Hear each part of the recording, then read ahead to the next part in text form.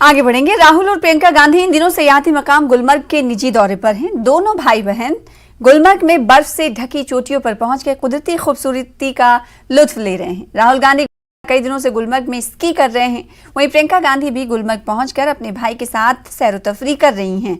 दोनों ने सतह समंदर से 14,000 फीट की बुलंदी पर वाक़े कंगडोरी में स्नो बाइक की खूब सवारी की। दोनों ने आज खुद स्नो बाइक चलाई है और काफी देर तक इसकी सवारी की। वाज़ेह है कि गुलमर्ग स्नो बाइक एसोसिएशन ने राहुल गांधी और प्रियंका गांधी को स्नो बाइक की सवारी करने की दावत दी थी। उनकी दावत को कबूल करते हुए राहुल गांधी और प्रियंका गांधी ने इन लोगों के साथ कई घंटे गुजारे और इन लोगों के साथ तबादले ख्याल भी किया। गुलमर्ग में काफी तादाद में लोग इन दिनों मौजूद हैं और इन दोनों के साथ सेल्फी लेते हुए देखे गए।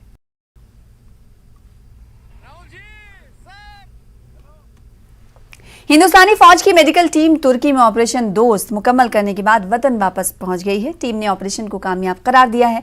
ख्याल है कि मेडिकल और रेस्क्यू टीम को तुर्किया भेजा गया था। तुर्की के स्कंदरोन और हाथे में हिंदुस्तानी फौज ने फील्ड अस्पताल के जरिए मेडिकल, सर्जिकल और इमरजेंसी वार्ड चलाकर काम किया। इसके साथ ही एक्सरे लैब और मेडिकल स्टोर भी कायम किया गया था।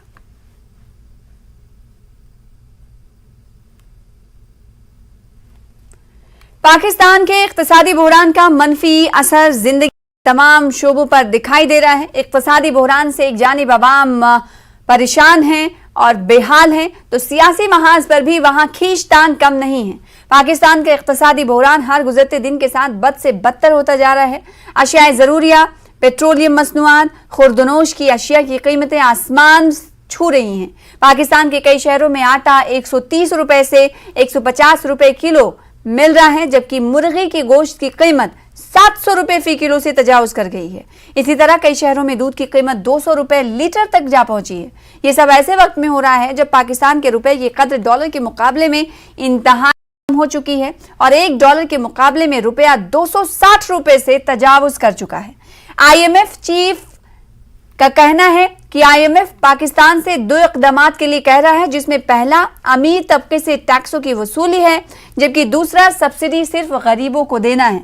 इनका मजीद कहना है कि IMF सिर्फ 2 चीजों पर जोर दे रहा है, जिसमें पहली चीज टैक्स के जरिए रेवेन्यू जमा करना है, क्योंकि जो ज्यादा पैसा कमा रहे हैं, चाहे वो निजी सेक्टर हो या सरकारी, उनको मुल्क की मईशत चलाने के लिए हिस्सा देना चाहिए। उनके मुताबिक दूसरी चीज सब्सिडी सिर्फ उस तबके को दी जानी चाहिए जिसको इसकी सबसे ज्यादा जरूरत है। तो ये शर्तें लगाई गई हैं IMF की तरफ से, जिस पर इस वक्त पाकिस्तान कहीं ना कहीं अमल करता हुआ दिखाई दे रहा है और जनता पर, आवाम पर इजाफी बोझ टैक्स के जरिए डाल रहा है।